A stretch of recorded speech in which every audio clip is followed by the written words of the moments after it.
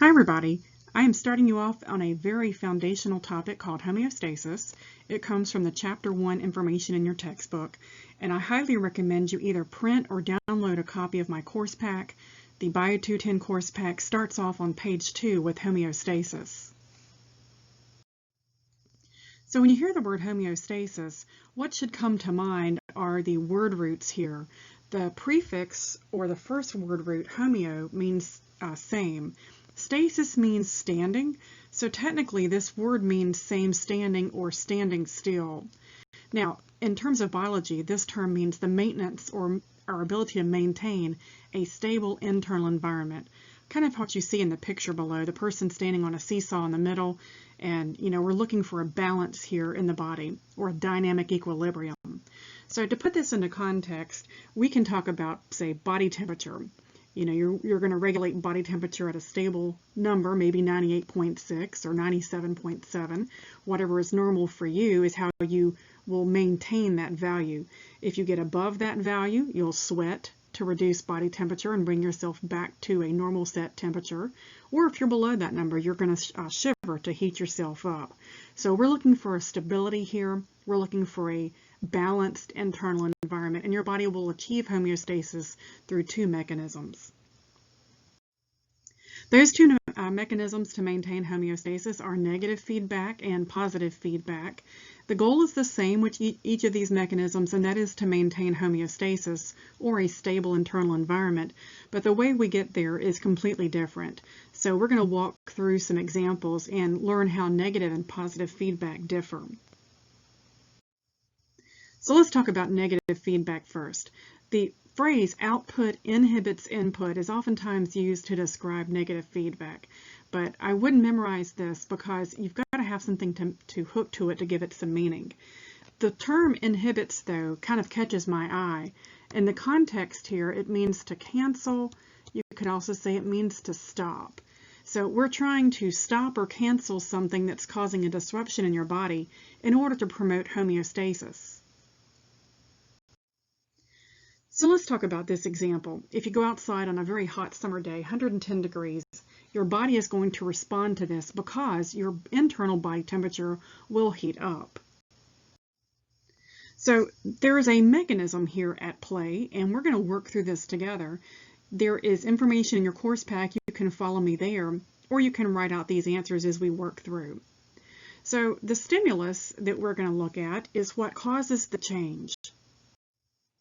And that change can be either an internal change or an external change, and it causes us to move away from our homeostatic value. So in our example here of being outside on a hot summer day is an external change, and it's external heat.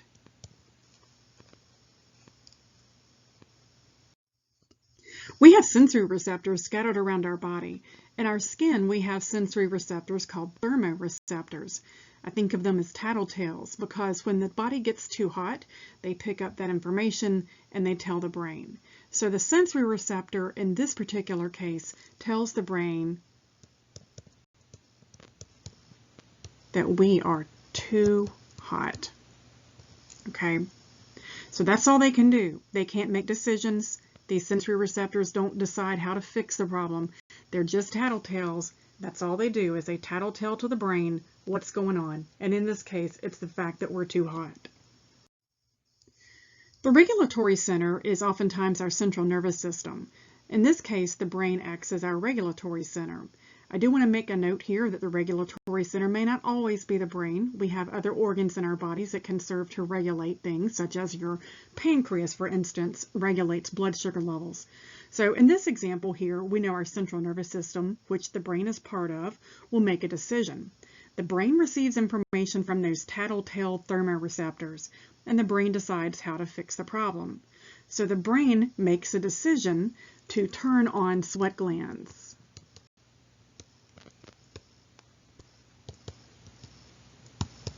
We'll say that we're going to activate sweat glands.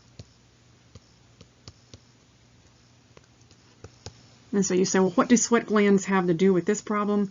Well, the evaporation of sweat from the skin surface will help us to cool our bodies down.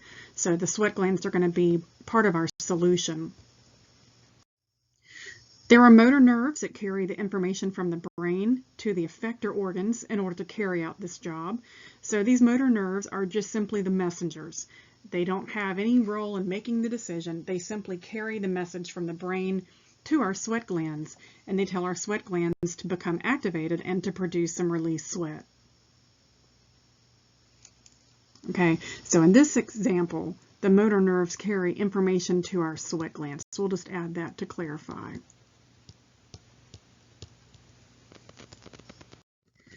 Okay, so the negative feedback loop ends with an effector. An effector brings about an effect. That's what the word means here, to bring about a change or an effect that will cancel, inhibit, or stop the stimulus. So in this case, the effector is the sweat gland. So the effect that's going to bring about is the production of sweat, and we know that when sweat leaves the body, it takes heat away with it, and that evaporative cooling will help us to bring our body temperatures back down to a normal preset value, and that restores us to what our bodies consider homeostasis. Okay, so this is a really loaded conversation here. Effectors stop the stimulus, or they cancel the stimulus. So when you think about that phrase, output inhibits input, let's think about that one more time.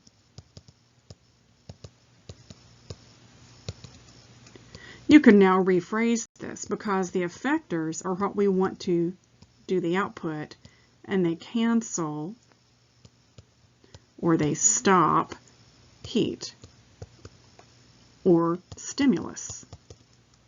Let's take that a step further. The effector here is our sweat gland. So our sweat glands stop the heat. Another example that we could look at is blood sugar regulation. This is again a negative feedback loop. It involves the pancreas though as the regulatory center. So when we have rising blood sugar levels, the sensory receptors in the pancreas pick up on this. The pancreas in turn will help to release insulin. Insulin will help store excess glucose as glycogen in the liver, and our body cells will also take up more glucose. So ultimately this removes blood glucose, gets the glucose levels lower in the bloodstream, and that helps to bring us back down to our normal homeostatic range. So in this case, our output, which is insulin, stops blood glucose levels rising. So that is the input or the stimulus. So like I said, output inhibits input is a great way to summarize this, but I wouldn't memorize it without having the context of an example to help you. So here's some other ways that the output or the effector input inhibits input, which is our stimulus. Well, if you scratch an itchy tag in your shirt, that could be an example. Insulin cancels high blood sugar levels. We just talked about that one. And a hormone called calcitonin inhibits or stops or lowers high blood calcium levels. So these are all great examples of what we're talking about, which is a negative feedback loop. So what does sweating stop? Sweating stops heat. So it helps to bring our body temperature back into a normal homeostatic range. So let's kind of look at another way of maintaining homeostasis. This is a second mechanism. It's called positive feedback. The goal is to, again, maintain homeostasis, but this time we're looking at output enhancing input, or in fact, output could enhance output. Keep in mind the effector is the output, and input is the stimulus. Remember, the stimulus is what's caused the change here. So the word is different. The word here is to enhance. That means to perhaps increase or make something more happen. So let's talk through a couple of examples. So oxytocin is a female hormone that is traditionally used as a great example of a positive feedback mechanism. Oxytocin is a hormone that's found in both males and females, but we often hear it discussed when we talk about uterine contractions of a female during birth. You may have heard of its synthetic form called Pitocin that may be administered in a hospital setting. All right, so oxytocin is released in response to contractions and the baby's head pushing against the cervix. This repetitive pushing against the cervix creates a feedback mechanism that goes to the brain. And of course, the brain releases more oxytocin in response. This is an enhancement type of mechanism. Notice we're not stopping the contractions or inhibiting the release of oxytocin. In fact, the contractions enhance oxytocin's release. Of course, the goal of oxytocin is to help push the baby out of the birth canal and to give birth of the baby. All right, so positive and negative feedback differ because negative feedback has as the goal to stop or cancel the stimulus, whereas positive feedback, the effector will increase or enhance the stimulus. Okay, so let's just make that as a note down here. Here's negative feedback. Our goal is for the effector to stop or cancel the stimulus.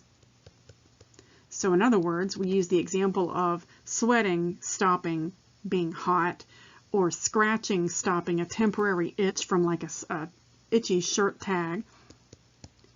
Whereas positive feedback, that effector, such as oxytocin, will increase or enhance the stimulus, which is like the baby's head pushing against the uterus cervix. Okay, so you got some keywords here to notice. That's what helps us to understand the difference between the way these feedback mechanisms operate. Ultimately, the goal is to achieve a stable environment, but we do it through a different set of mechanisms. Overwhelming majority of mechanisms in your body are negative feedback. There's only a handful, such as chronic heart failure, blood clotting, part of that mechanism, and childbirth operate by positive feedback. That's just a few examples. All right, so once again, this is a great way to keep it straight. Inhibits means to cancel or stop. So output is our effector. Input is our what? It's our stimulus. So negative feedback inhibits or cancels our input or stimulus, whereas positive feedback will increase or enhance our stimulus. All right, so think of any other differences here? Well, in positive feedback, the output may enhance further output. That's not the case with negative feedback. Output, the effector, is going to inhibit or cancel the input, which is our stimulus. So let me walk you through this example. Bone and blood homeostasis depends on proper calcium levels. One hormone that helps to control blood calcium is called calcitonin. Do you catch the similarity in the name there? Calcitonin has the word calcium hidden in it. Notice calcitonin will lower blood calcium levels when those levels are too high. So calcitonin is only released and functional when blood calcium levels are beyond the normal range. In other words, calcitonin inhibits, that's a great clue word, right? Calcitonin inhibits high blood calcium levels. So what do you think? Does this one operate by negative or positive feedback? This is a great example of negative feedback. So in this case, we know that output, or the effector, stops or cancels input, which is our stimulus. So just to make this simple, our output or effector is calcitonin, which is actually produced by your thyroid gland. That thyroid gland is your effector here. Okay, and the stimulus would be high blood calcium levels. That's Ca with the 2+ there, that's calcium. So when we have blood levels that are too high of calcium, calcitonin is released from the thyroid gland, and that helps to put extra calcium into our bones for storage. So you can see here that calcitonin does help to stimulate bone growth, and of course that is balanced by an antagonistic hormone called parathyroid hormone. So when you get to Bio 211, we'll talk more about how calcitonin and parathyroid hormone play against each other as antagonists. Here's another example for you to try. The thirst mechanism. Okay, so let's think about that for a moment. Looking at the two feedback mechanisms on page 2 of your course pack, the thirst mechanism involves being thirsty and drinking to replenish our lost fluids. You do stop drinking when you've reached, a normal hydration level and you no longer feel the urge to drink. Since thirst is canceled by drinking fluids, what type of mechanism do you think this is? Another great example of negative feedback. Keep in mind, most mechanisms fall in the negative category. We have a handful that fall here in this positive feedback category. So just to summarize the thirst mechanism, we know that this is a negative feedback loop. So output cancels or inhibits the input. And we know that the other word for output is the effector. We know that cancels, stops, inhibits all mean the same thing. And the effector stops the stimulus. So what is thirst? Thirst is your stimulus. And the effector is drinking fluids.